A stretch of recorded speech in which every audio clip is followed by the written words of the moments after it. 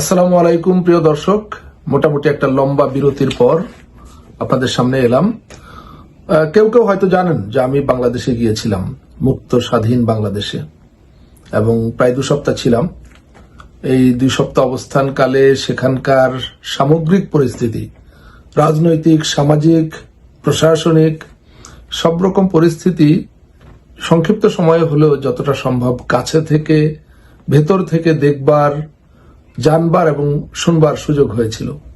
তো সে কারণে সে আলোকে অনেক কথাই বলবার আছে, অনেক কিছুই আলোচনা করবার আছে, নিশ্চয়ই করব, সেই চেষ্টা থাকবে। তার আগে আমি মনে করি যে বাংলাদেশ নিয়ে কথা বলবার আগে আপনাদের সামনে একটু বিদেশ নিয়ে কথা বলা দরকার। বিদেশ মানে আমি সুদান, আফ্রিকার একটা দেশ, উত্তর আফ্রিকার সুদান নিয়ে কথা বলবো একটু। সেই আলোচনার মধ্য দিয়ে যারা যা বুঝবার বুঝে নিতে পারবেন, কারণ একটা কথা আছে, আকেল মান কি ইশারায় কাফি। তো সে আলোচনা যাওয়ার আগে বলি যে আমি আলোচনা শেষ করব একটা প্রশ্ন রেখে। সুদানে এখন গৃহযুদ্ধ চলছে, আমরা সবাই জানি, 2 বছরেরও বেশি সময় ধরে। কিন্তু এই গৃহযুদ্ধ শুরুর আগের কিছু গল্প আছে। আমরা জানি যে ওমর আল বশির নামের একজন শাসক কম বেশি 30 বছর সুদানের শাসন ক্ষমতায় ছিলেন, এবং এই 30 বছরের স্বৈর শাসনের কালে সেখানকার রাজনৈতিক, অর্থনৈতিক সহ সকল প্রতিষ্ঠান সবকিছু একদম ধ্বংস করে দেন তিনি। কোনো প্রতিষ্ঠানের আর কোনো স্বতন্ত্রবোধ, কোনো পেশাদারিত্ব, কোনো কিছুই থাকে না। রাজনৈতিক দলগুলো, শক্তিগুলো পলায়ন পর নানা রকম নির্যাতন, নিপীড়নের মধ্য দিয়ে সেগুলোকে প্রায় নিশ্চিহ্ন করে দেওয়া হয়। তো বিভিন্ন সময় রাজনৈতিক, সামাজিক শক্তিগুলো চেষ্টা করেছিল স্বৈর শাসনের পতন ঘটাবার জন্য, কিন্তু সেটা ফেল করেছিল, বারবারই ফেল করেছে। তো এই কারণে সুদানের জনগণের মধ্যে এরকম একটা ধারণার জন্ম হয়েছিল যে আর বোধহয় মৃত্যুর আগে এই লোককে সরানো যাবে না। যেমনটা আমাদেরও এরকম একটা ধারণা তৈরি হয়েছিল 2024 সালের 7ই জানুয়ারির পরে, যে আর বোধহয় এটা কিছু হবে টবে না। তো যাই হোক, মানে আল্লাহর হিসাব তো অন্যরকম। তো সুদানে এই স্বৈর শাসকের বিরুদ্ধে হঠাৎ করে একটা গণ আন্দোলন তৈরি হয়। আমাদের যেমন 3 সপ্তাহের আন্দোলনে প্রায় 1000 খানেক মানুষ জীবন দিয়ে বিপ্লব ঘটিয়েছে, সুদানও এরকম হঠাৎ 2019 সালের এপ্রিল মাসে আসলে আন্দোলনটা শুরু হয় মার্চ মাসের মাঝামাঝি সময়ে। মানুষের জীবনযাত্রা খুব কঠিন হয়ে পড়েছিল। টানা মার্কিন নিষেধাজ্ঞার কারণে অর্থনীতি প্রায় ধ্বংসপ্রাপ্ত হয়ে যায়। তো সে কারণে জিনিসপত্রের দাম, মানুষের আয় রোজগার, কর্মসংস্থান এক বেহাল অবস্থা তৈরি হয়। এরকম অর্থনৈতিক মানে কষাঘাতের মধ্যে সুদানের সরকারের বিরুদ্ধে আন্দোলন শুরু করে কোনো রাজনৈতিক শক্তি না, ছাত্ররাও না। সেখানে আন্দোলন শুরু করে SPA, সুদানিজ প্রফেশনালস অ্যাসোসিয়েশন, পেশাজীবীদের একটা তাৎক্ষণিক মানে সাময়িক প্ল্যাটফর্ম, অস্থায়ী প্ল্যাটফর্ম। এবং তারা আন্দোলন এত দ্রুত দানা বাঁধতে থাকে, কারণ মানুষের মধ্যে ক্ষোভের আগুন জ্বলছিল, বিক্ষুব্ধ মানুষ। যখন এই সুদানিজ প্রফেশনাল অ্যাসোসিয়েশন আন্দোলন শুরু করলো, দ্রুত সকল শক্তি সে আন্দোলনের পিছনে চলে আসলো। ছাত্ররাও আসলো, রাজনৈতিক দলগুলো আসলো, সামাজিক শক্তি আসলো, ধ্বংসপ্রাপ্ত নাগরিক সমাজ উঠে আসলো, এবং আন্দোলন দ্রুত দানা বাঁধতে থাকলো। এবং এরই এক পর্যায়ে এটা প্রেসিডেন্ট প্যালেসের চারপাশে সবাই জড়ো হয়ে গেল। এটা সম্ভবত ছিল 2019 সালের এপ্রিল মাসের 9-10 তারিখের কথা। তো অবস্থা এমন হলো যে ওমর আল বশিরের যে প্রতিরক্ষা বাহিনী, তাকে যারা রক্ষা করত, তারা দিশেহারা হয়ে গেল যে মানুষ এমন ভাবে সেখানে এসে ভিড়েছে এবং গুলি করছে, মানুষ মারা যাচ্ছে, তবু মানুষ সচ্ছে না। তো ওই পরিস্থিতিতে দেখা গেল যে ওমর আল বশিরকে আর কোনোভাবেই রক্ষা করা সম্ভব না। তখন সশস্ত্র বাহিনী সিদ্ধান্ত নিল যে তারা একটা পদক্ষেপ নেবে। সেই পদক্ষেপটা দৃশ্যত জনগণের পক্ষে। সশস্ত্র বাহিনীর কমান্ডারদের একটা বড় অংশ, সিনিয়র, তারা সামনে এসে জনগণের উদ্দেশ্যে, আন্দোলনকারীদের উদ্দেশ্যে বলল যে তোমরা শান্ত হও, ওমর আল বশির পদত্যাগ করবেন এবং আমরা তাকে গ্রেপ্তার করব। তো যখন এই ঘোষণা দিল মিলিটারি কমান্ডাররা, জনগণ তো আনন্দে আত্মহারা। তারা মুহূর্তের মধ্যে রাস্তায় আনন্দ উল্লাস শুরু করে দিল। আমাদের মতো সম্ভবত তাদেরও সমস্ত মিষ্টির দোকানের মিষ্টি শেষ হয়ে গিয়েছিল। কিন্তু জনগণ ওই সময় সাময়িকভাবে তারা মানে ওইদিকে মনোযোগ দিতে ভুলে গিয়েছিল যে ওমর আল বশিরের পরে ক্ষমতা কে নেবে। তারপরে আবার সবাই সে প্রেসিডেন্ট প্যালেসে জড়ো হয়ে জানতে চাইল যে ক্ষমতা কার কাছে যাবে। তো মিলিটারির তরফ থেকে বলা হলো যে সবচাইতে senior military commander General Omar al বশিরের সবচাইতে বিশ্বস্ত লোক জেনারেল আহমদ আল ইবনে আউফ, তিনি হবেন নতুন একটা, তারা নাম দিয়েছিল ট্রানজিশনাল মিলিটারি কাউন্সিল। সেই কাউন্সিলের প্রধান হবেন জেনারেল আউফ এবং তিনি সরকার চালাবেন। জনগণ দেখলো এত একটা চালাকি, তারা এর বিরুদ্ধে মুহূর্তে আবার ফুঁসে উঠলো যে কোনোভাবেই এটা মানা যাবে না যে ওমর আল বশিরকে বিদায় করে তারই আরেকটা প্রেতাত্মাকে ক্ষমতায় বসানো হবে। তো দেখা গেল যে না, মানুষ এটা মানলো না এবং ওই 24 ঘন্টা মানুষ ওই দাবিতে প্রেসিডেন্ট প্যালেস ঘিরে রাখলো যে তাকে সরাতে হবে, আমরা এটা মানবো না। তখন দ্বিতীয় সারির আরেকজন জেনারেল সামনে আসলেন, তার নাম আব্দুল ফাতাহ আল বুরহান, এবং সেও যে ওমর আল বশিরের খুবই ঘনিষ্ঠ বিশ্বস্ত হিসাবে পরিচিত ছিল। কিন্তু সে যেটা করলো একটা নাটকীয়তা দেখালো, সে জনগণের সামনে এসে ওমর আল বশিরের বিরুদ্ধে একটা গরম বক্তৃতা দিল এবং জনগণের অধিকারের পক্ষে কথা বলল। মানুষ তার কথায় বিশ্বাস রাখলো, মুগ্ধ হয়ে গেল অনেকে।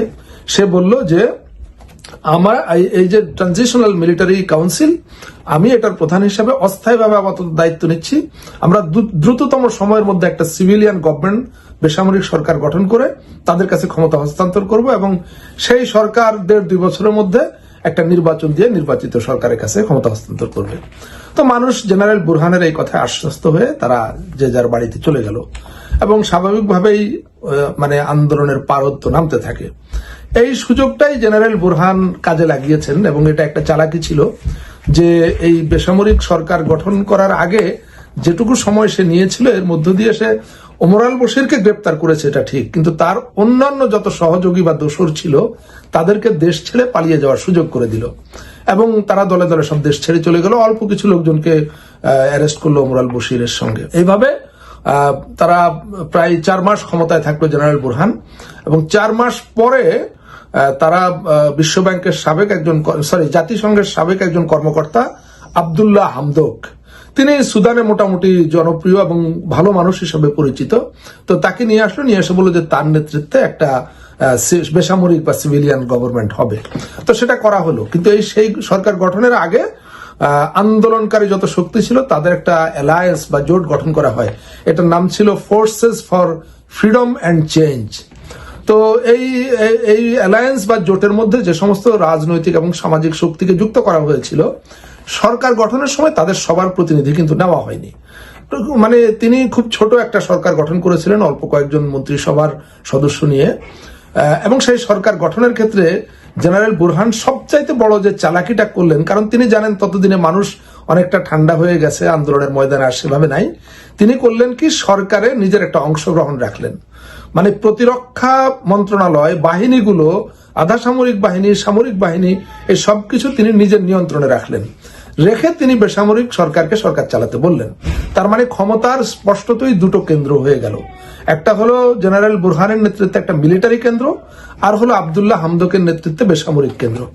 তো এইভাবে সরকার চলতে লাগলো। শুরুতেই আব্দুল্লাহ হামদোকের সরকার তো একটা ধাক্কা খেলো যে ক্ষমতার অর্ধেক তো জেনারেল সাহেবের কাছে, আর অন্যদিকে তার যে জোট, তিনি যেহেতু জোটের সকল পক্ষের প্রতিনিধি নিয়ে সরকার গঠন করেননি, ফলে শুরুতে একটা অসন্তোষ এই জোটের মধ্যে দেখা দেয়। আব্দুল্লাহ হামদোক প্রায় 2 বছরের মতো ক্ষমতায় ছিলেন, কিন্তু শুরু থেকে এটা একটা দুর্বল সরকার ছিল। একটা হলো জেনারেল বুরহানের যে ভূমিকা, তিনি কখনোই এই সরকারকে সহযোগিতামূলক কোনো আচরণ করেননি, প্রতিরক্ষাটা তিনি পুরোপুরি নিজের নিয়ন্ত্রণে রেখেছিলেন।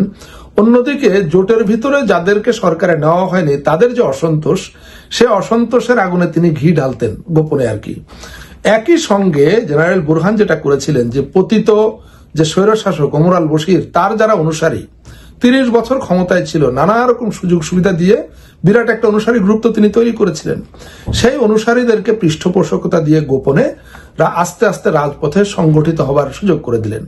আর ওই আব্দুল্লাহ হামদোকের বেসামরিক সরকার যেহেতু যথেষ্ট দুর্বল এবং সরকারের নানা রকম সমালোচনা ছিল যে সরকারটা ছোট, সকল পক্ষের প্রতিনিধিত্ব নেই, দ্বিতীয়ত ওই সরকারে অনেক অযোগ্য অদক্ষ মন্ত্রী ছিল যারা ঠিকভাবে সার্ভ করতে পারছিল না।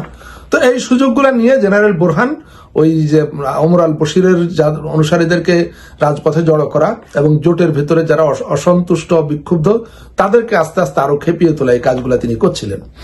এবং এটা করতে করতে পরিস্থিতি দিন দিন খারাপের দিকে যাচ্ছিল। আব্দুল্লাহ হামদোকের নতুন সরকার, তারা যেহেতু ঠিকঠাক মতো চ্যালেঞ্জগুলো মোকাবেলা করতে পারছিল না, সরকারি অফিসগুলোতে ঠিকমতো সার্ভিস নাই, তারপরে কর্মসংস্থানের সেরকম ব্যবস্থা করতে পারেনি, অর্থনীতিকে খুব ভালো জায়গায় নিতে পারেনি। পাশাপাশি ওই জেনারেল বুরহানের কনস্পিরেসি বা ষড়যন্ত্রের ফলে দেশ জুড়ে আইন শৃঙ্খলা পরিস্থিতিরও অবনতি হতে থাকে নানাভাবে।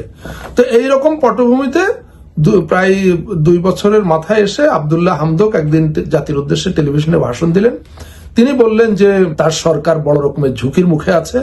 এই ঝুঁকির প্রধান কারণ হলো যে তিনি ভেতর থেকে অসহযোগিতার মুখোমুখি হচ্ছেন এবং জোটের মধ্যে একটা সঠিক ঐক্য না থাকা, এমনকি সামগ্রিকভাবে একটা জাতীয় ঐক্য গঠন করতে ব্যর্থ হওয়ার কারণে তার সরকার বড় রকমের ঝুঁকির মধ্যে আছে। তিনি এই ঘোষণা দিলেন। অন্যদিকে বাইরে তার বিরুদ্ধে বিক্ষোভ হচ্ছে। ওই যে ওমর আল বশিরের অনুসারী এবং অসন্তুষ্ট অন্যান্য রাজনৈতিক পক্ষ, এর মধ্যে অনেক সাধারণ মানুষও যোগ দিয়েছিল, যেহেতু কর্মসংস্থান এবং দুর্নীতি এই ইস্যুগুলো সামনে এসছে। তো এই বিক্ষোভ এটা খুবই পাতানো বিক্ষোভ, মানে একটা কৃত্রিম বিক্ষোভ তৈরি করা হয়েছিল সেই সরকারের বিরুদ্ধে।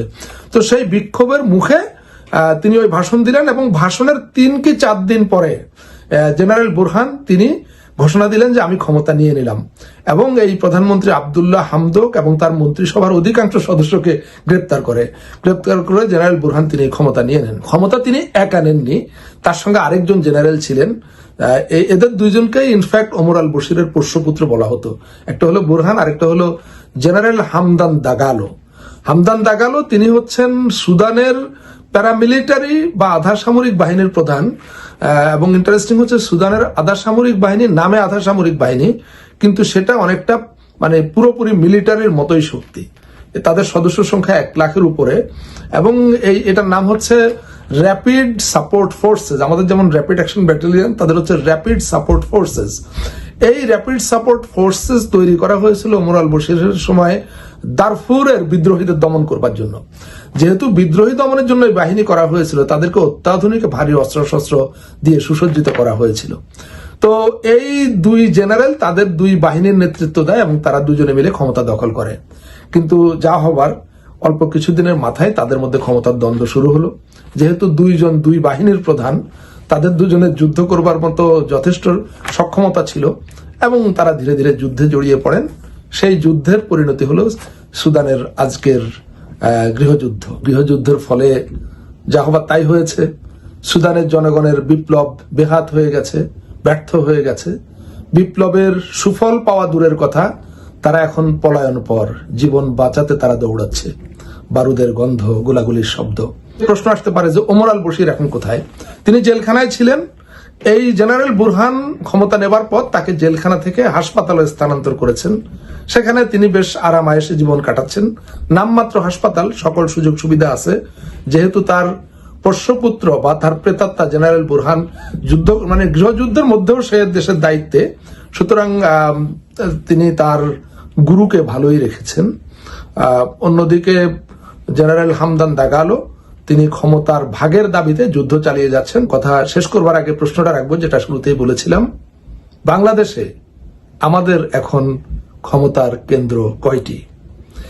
এই প্রশ্নের জবাব দেওয়া খুব জরুরি না, এটা কোনো কুইজ না, সে কারণে এটার জন্য কোনো পুরস্কারের ব্যবস্থাও নেই। সুতরাং জবাব দিতেও পারেন, নাও দিতে পারেন। প্রশ্নটা রেখে গেলাম আপনাদের সামনে। সবাই ভালো থাকুন, নিরাপদে থাকুন। খোদা হাফেজ।